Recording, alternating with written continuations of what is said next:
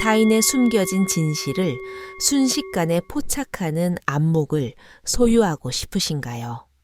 본질이 투영되는 지점을 포착하여 인간의 내면을 통찰하는 기술을 익히고자 하는 분들을 위하여 우리는 생의 시작부터 마지막까지 타인과 관계를 맺으며 살아갑니다. 그러한 교류 속에서 즐거움을 만끽하기도 하지만 때로는 깊은 고통을 경험하기도 합니다. 연륜이 깊어질수록 타인을 파악하는 안목이 발달하며 때로는 그 감각으로 험난한 세상을 버텨내기도 합니다. 하지만 진실로 타인을 간파한다는 사실은 단순히 상대방의 발언이나 안색을 살피는 잔재주가 아닙니다. 그것은 무엇보다 자신의 내면을 비추는 유리창을 정화하는 행위에서 시작됩니다. 본인의 심사가 불안정할 때는 타인의 모든 표현이 날카로운 무기처럼 느껴지며 마음이 평화로울 때는 사소한 호의조차 커다란 광명으로 다가오기 마련입니다. 명민한 이들은 복잡한 거칠애보다 시면의 깊이를 탐구합니다. 그들은 음성보다 고요함을 경청하며 행위보다 습관을 관찰하고 타인의 아픔과 환희가 어떠한 궤적으로 이어졌는지를 파악합니다. 그들이 활용하는 몇 가지 내면의 열쇠들을 차분하게 풀어서 안내해 드리려는 취지에서 논의를 전개합니다. 이러한 열쇠들은 기법처럼 비칠 수 있으나 그 근간은 자애로움과 통찰에 닿아 있습니다. 우리는 방식을 익히는 동시에 본인을 다독이고 타인을 향한 불필요한 적개심과 편견을 내려놓아야만 합니다. 그래야만 타인의 언행 이면에 감춰진 진정한 의도가 비로소 선명하게 보이기 시작할 것입니다. 이제 평온하게 한 걸음씩 그 여정을 동행하겠습니다. 간결한 에피소드와 용이한 훈련법을 통하여 실천할 수 있는 통찰을 전달해 드리고자 합니다. 오늘의 담론이 누군가의 고독을 위로하고 현재의 호흡이 조금 더 안온해지도록 기여하기를 소망합니다. 첫 번째 내면을 정화하는 기술, 지혜로운 이가 타인을 간파하는 역량은 우선 본인의 심상을 다스리는 데서 기인합니다. 거울 표면에 이물질이 고착되면 아무리 훌륭한 형상을 비추어도 명확하게 보이지 않는 법입니다. 마음도 이와 흡사합니다. 내면이 어지러우면 타인을 관조하는 시야도 탁해지며 상대의 진의를 오해하기 마련입니다. 그리하여 최초의 단계는 언제나 본인의 정신을 맑게 가꾸는 과정입니다. 이러한 투명함이 결여되면 아무리 지식이 풍부해도 타인의 의중을 정확하게 파악하기 곤란합니다. 가벼운 숨쉬기를 시도해 봅시다. 공기를 깊숙이 마시고 천천히 내보냅니다. 그 흐름 속에서 오늘의 번뇌가 잠시라도 잦아드는 감각을 경험해 보시기 바랍니다. 서현들은 강조했습니다. 타인을 파악하려면 우선 내면의 일렁임을 억제해야 한다고 말입니다. 수면이 요동치면 달 그림자도 맺히지 못합니다. 물결이 정지해야 달빛이 명료하게 투영되듯 심사가 고요해야만 타인의 안색에 투영된 진실을 파악할 수 있습니다. 어느 원로의 일화를 소개해 드리겠습니다. 그분은 평생 사업을 영위하며 허다한 고객을 응대했는데 누구를 신뢰해야 하고 누구를 경계해야 하는지 초기에는 판별하기 무척 힘들었다고 회상합니다. 그러나 세월이 누적되면서 본인이 조급했던 날에는 고객들이 모두 무례하게 비춰졌고 본인이 평안했던 날에는 동일한 고객도 무척 온화하게 느껴진다는 사실을 발견하게 되었습니다. 그 순간 자각했다고 합니다. 타인을 통찰하는 감각은 외부에 존재하는 것이 아니라 내부에 있는 본인의 심리 상태에서 기인한다는 점을 말입니다. 이렇듯 출발점은 명료합니다. 내면이 흔들리는 순간에는 어떠한 판단도 유보하는 자세입니다. 분노가 치밀거나 서운함이 압도할 때 그 자리에서 타인을 규정하는 발언이나 처신을 삼가는 것, 그것이 바로 내면을 정화하는 통찰입니다. 심상을 가꾸는 방식은 거창한 행위가 아닙니다. 매일 새벽 거울을 닦아내듯 취침 전 나직한 성찰을 하듯 짧은 찰나라도 본인의 호흡과 정서를 점검하는 습관입니다. 타인을 읽어내는 역량은 단기간에 확립되지 않습니다. 내면을 경작하는 과정은 경작자가 논밭을 일구듯 매일 정성을 들여야 합니다. 그러다 보면 어느 순간 타인의 말투나 인상에 좌우되던 본인이 고요하게 본질을 포착하는 찰나가 찾아옵니다. 심상을 정화하는 습관은 결국 본인을 보호하는 방책이면서 타인을 올바르게 조망하는 시야를 확보해 줍니다. 그러한 안목이 확보되어야만 지혜로운 이처럼 타인을 간파할 수 있습니다. 두 번째 발언이 아닌 고요함으로 경청하기 인간은 항상 대화를 시도합니다. 그러나 현명한 사람은 음성보다 음절 사이의 고요함에 집중합니다. 언어는 손쉽게 가공할 수 있습니다. 형식적인 미소와 함께 감언이설을 건넬 수도 있는 법입니다. 하지만 고요함은 꾸며낼 수 없습니다. 침묵은 시면에서 발현되는 가장 정직한 기록물입니다. 우리가 타인을 통찰하고자 할 때는 발언보다 고요함이 무엇을 시사하는지 포착해야 합니다.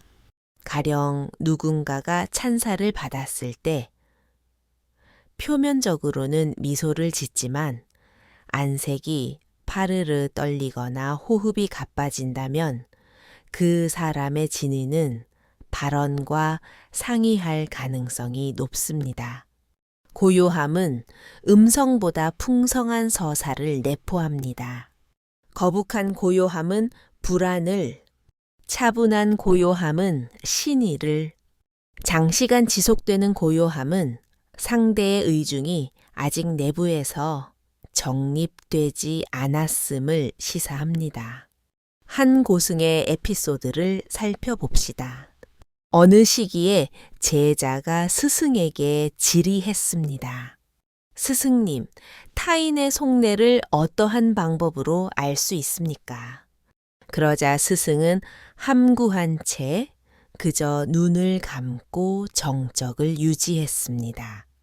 짧은 시간이 흐른 뒤 제자는 초조해졌습니다. 혹여 내가 무례한 질의를 던진 것은 아닐까.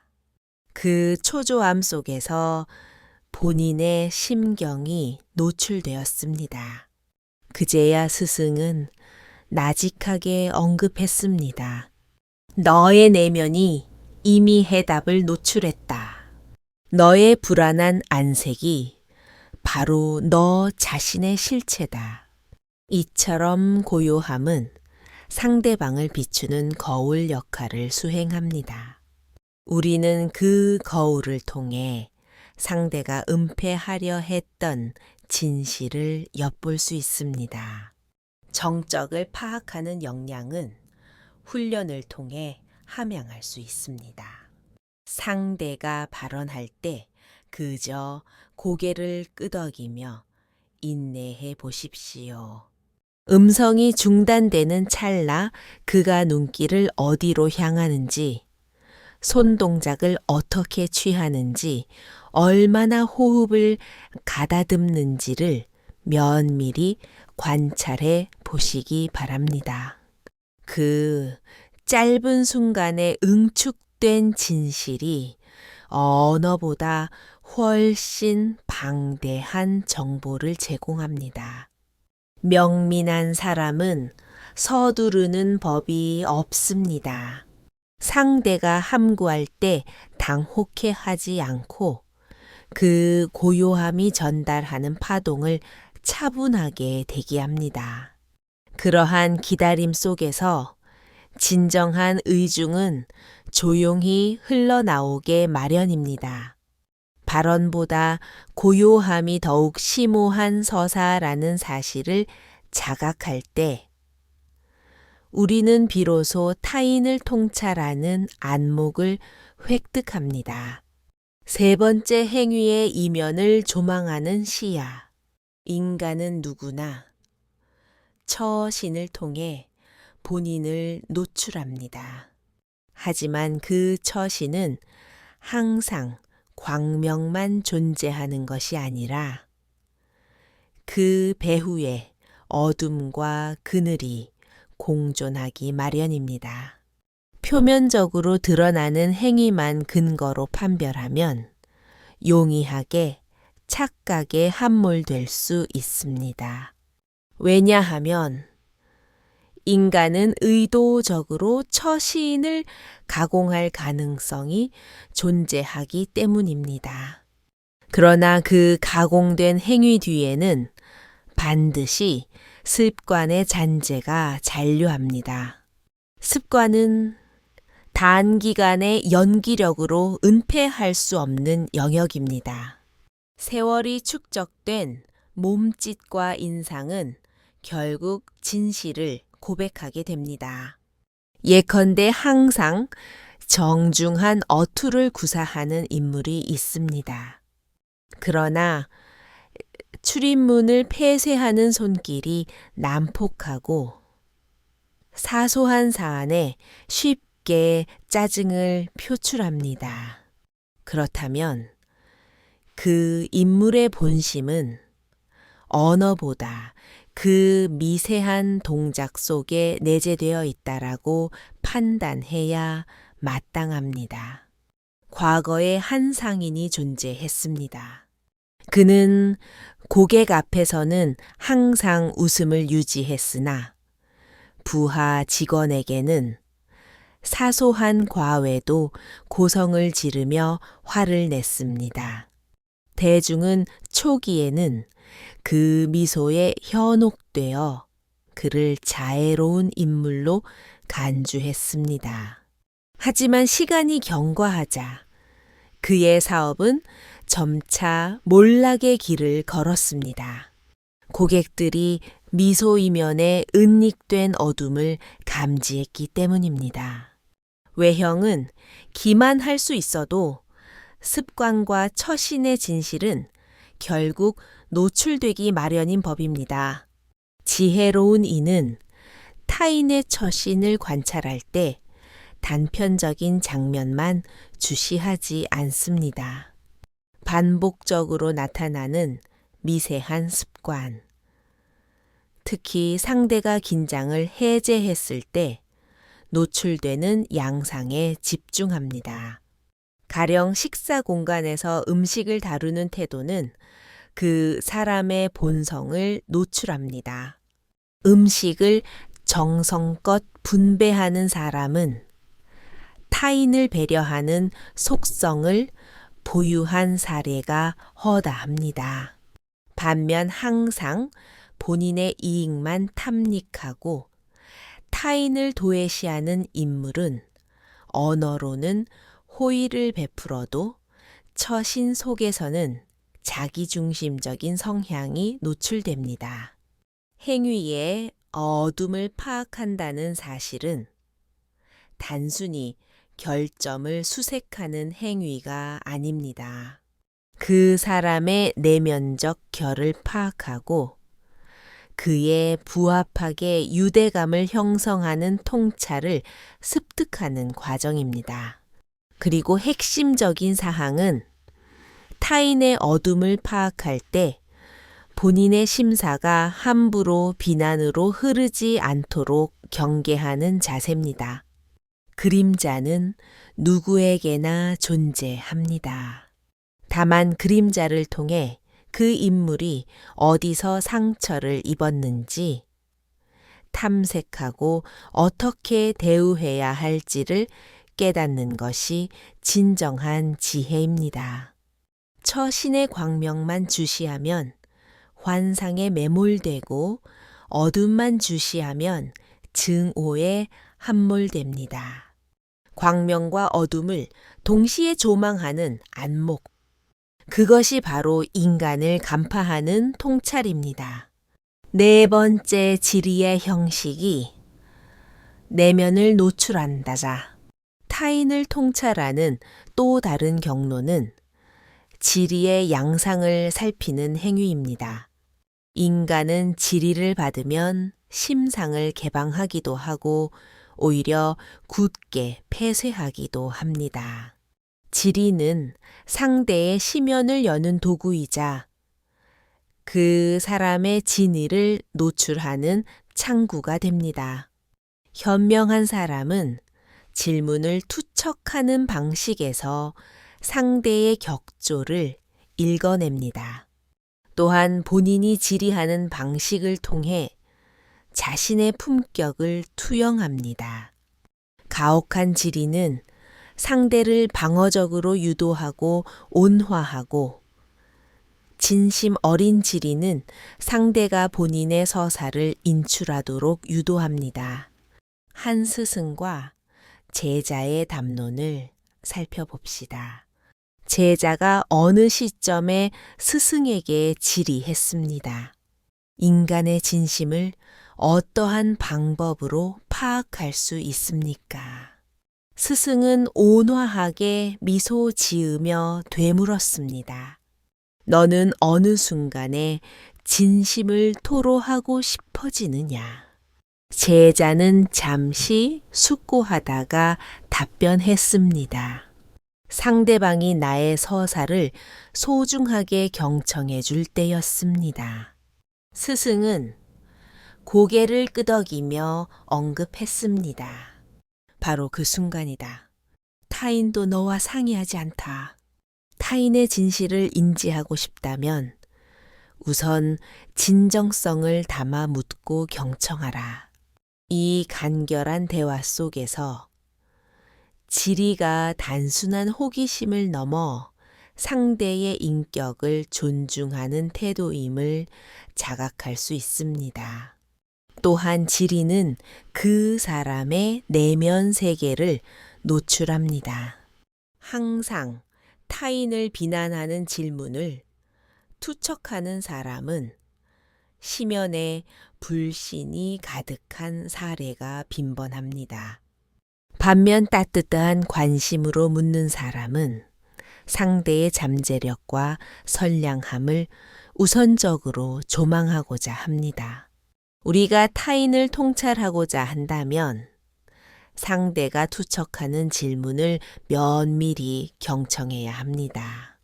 그 질문 속에는 그가 가치 있게 여기는 신념과 그의 내면적 그림자가 내포되어 있습니다.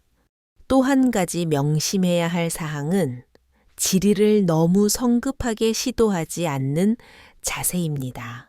상대가 충분히 발언을 완결하지 않은 상태에서 빈번한 질의를 던지면 심상은 쉽게 훼손됩니다.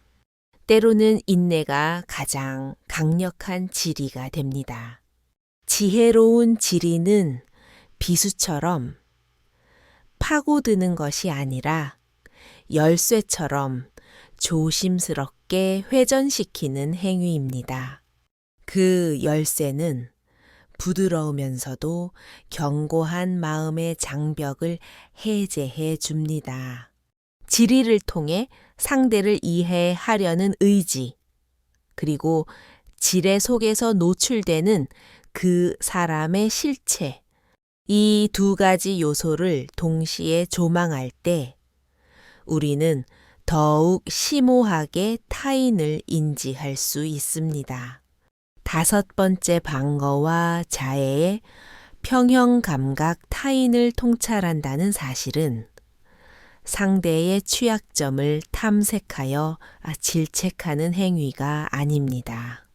그 안목은 상대를 포용하기 위해 활용되어야 하며 동시에 본인을 수호하기 위해서도 필수적입니다.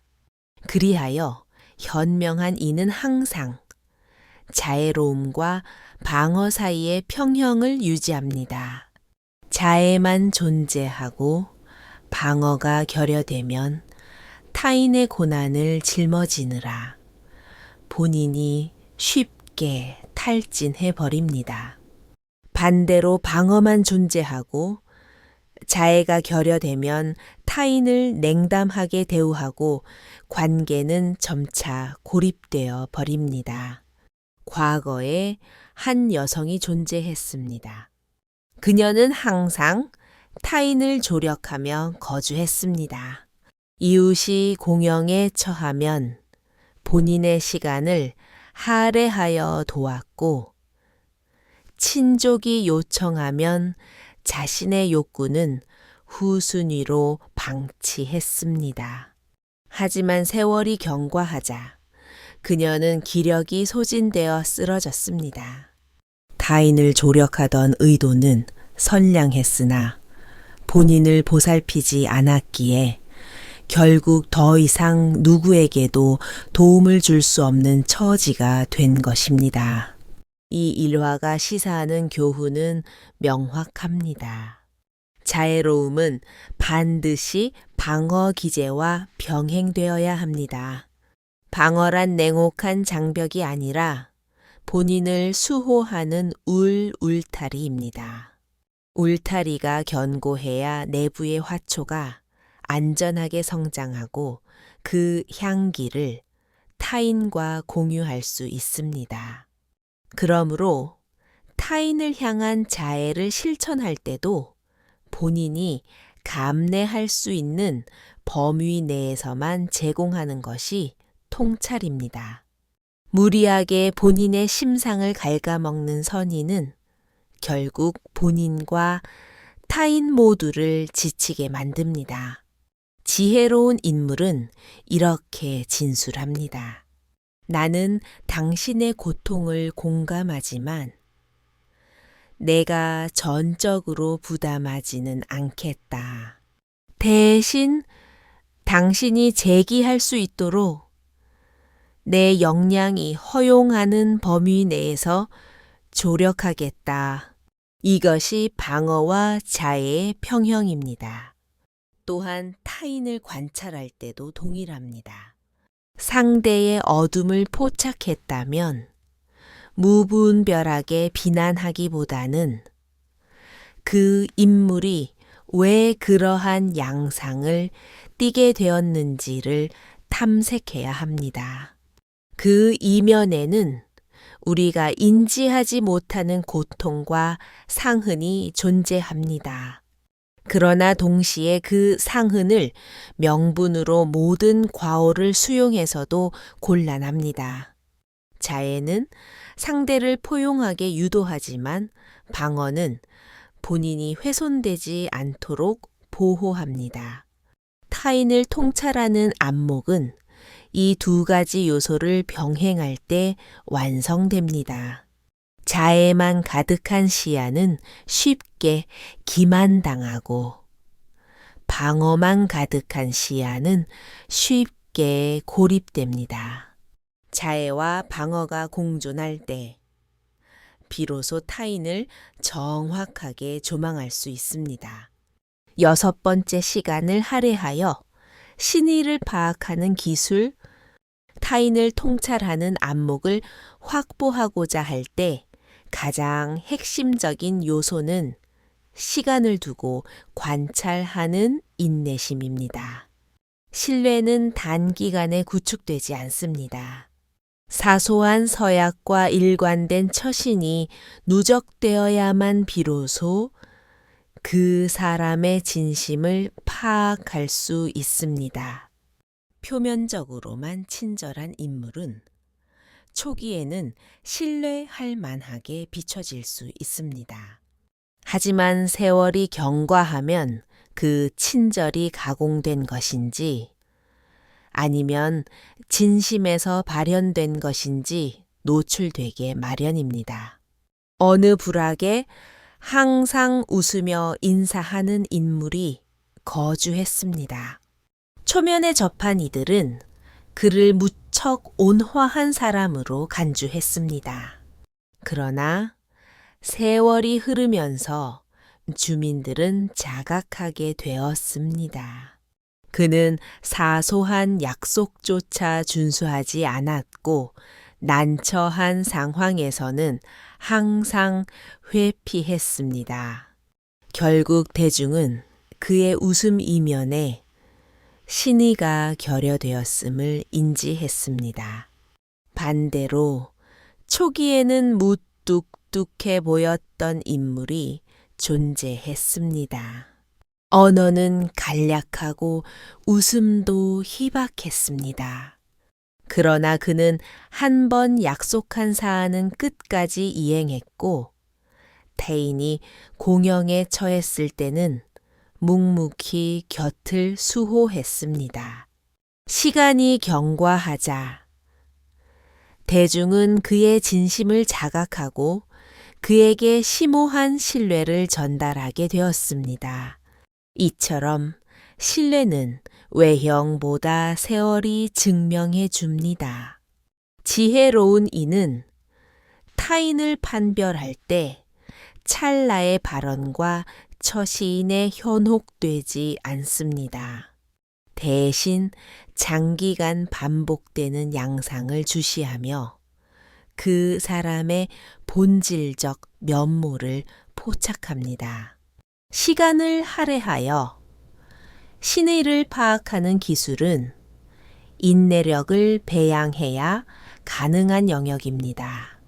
조급한 심사로 즉각적인 결론을 도출하려 하면 오판을 범하기 쉽습니다. 그러나 대기하는 과정 속에서는 은닉된 진실이 자연스럽게 노출됩니다. 우리는 종종 저 인물이 진정 어떠한 사람일까? 의구심을 품으며 단번에 해답을 획득하고자 욕망합니다. 하지만 생은 언제나 세월을 통해 진실을 노출합니다. 현재는 인지하지 못해도 미래에는 조금 더 그리고 세월이 축적되면 명확하게 보이게 됩니다. 또한 신의를 파악할 때는 사소한 약속을 면밀히 관찰해야 합니다. 지정된 시각을 준수하는지, 부여된 임무를 완결하는지, 타인의 자산을 소중히 취급하는지, 이러한 작은 습관들이 누적되어 그 사람의 신뢰도를 대변합니다. 현명한 사람은 서두르지 않고 세월을 동반자 삼아 타인을 파악합니다. 그러한 기다림 속에서 타인의 본질이 노출되고 진정한 유대감이 형성됩니다. 7번째 통찰을 일상에 정착시키는 훈련. 타인을 통찰하는 안목은 단순히 인지하는 수준에서 중단되어서는 안 됩니다. 그 시야로 획득한 지혜를 본인의 삶에 투영하고 실천할 때 비로소 진정한 가치를 보유합니다. 명민한 사람은 타인을 평가하기 위해 통찰력을 발휘하지 않습니다. 그 안목은 관계를 올바르게 정립하고 본인의 삶을 지혜롭게 경작하는 데 활용됩니다. 우리는 지금까지 심상을 정화하는 기술을 학습하고 고요함을 경청하는 방식을 익히며 처신의 어둠과 지리의 위력을 탐색했습니다. 또한 자애와 방어의 평형을 준수하고 시간을 할애하여 신의를 파악하는 통찰도 고찰했습니다. 이제 잔존한 과제는 그 지혜를 일상 속에서 미세한 실천으로 연결하는 행위입니다. 매일 새벽 거울을 조망하며 잠시 호흡을 정돈하십시오. 오늘은 내 심상이 요동치지 않기를, 타인을 실체 그대로 조망하기를 다짐해 보십시오. 타인과 조우할 때마다 외형보다 그 너머의 진실을 상기하십시오. 발언보다는 고요함을, 행위보다는 습관을, 지리보다는 태도를 관찰해 보시기 바랍니다. 간결한 일화 하나를 전달하겠습니다. 어느 고승이 제자에게 언급했습니다. 너는 어찌하여 타인의 과오를 탐색하려 하느냐? 제자가 답변했습니다. 과오를 파악하면 그 사람을 간파할 수 있기 때문입니다. 그러자 고승은 부정의 의미로 고개를 저으며 말했습니다. 과오를 통찰하는 행위는 지혜가 아니다. 과오 이면에 존재하는 상처를 통찰하는 것이 진정한 지혜다.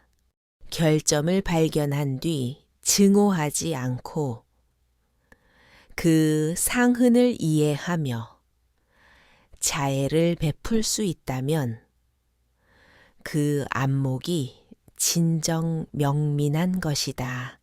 이 가르침은 우리에게 최종적인 교훈을 선사합니다. 타인을 통찰한다는 사실은 타인을 심판하는 권능을 보유하는 것이 아니라 관계 속에서 더욱 심오한 포용과 따뜻한 자애를 실천하는 경로입니다. 그러므로 오늘부터 우리가 이행해야 할 훈련은 타인을 통찰하는 안목으로 타인을 함부로 재단하는 행위가 아니라 그 시야로 본인과 타인을 더욱 평안하게 유도하는 과정입니다. 일상의 미세한 순간마다 한 걸음 물러서서 관조하고 심판보다 포용을, 증오보다 자애를 선택하십시오. 그렇게 하루하루 정진하다 보면 우리의 생은 점진적으로 변화합니다. 유대감이 안온해지고 심상이 풍요로워지며 세상이 한결 온화하게 다가옵니다. 이것이 지혜로운 인물이 타인을 통찰하는 안목을 본인의 생에 정착시키는 연습입니다. 오늘의 서사가 당신의 일상을 온화하게 조망하는 등불이 되기를 간절히 기원합니다.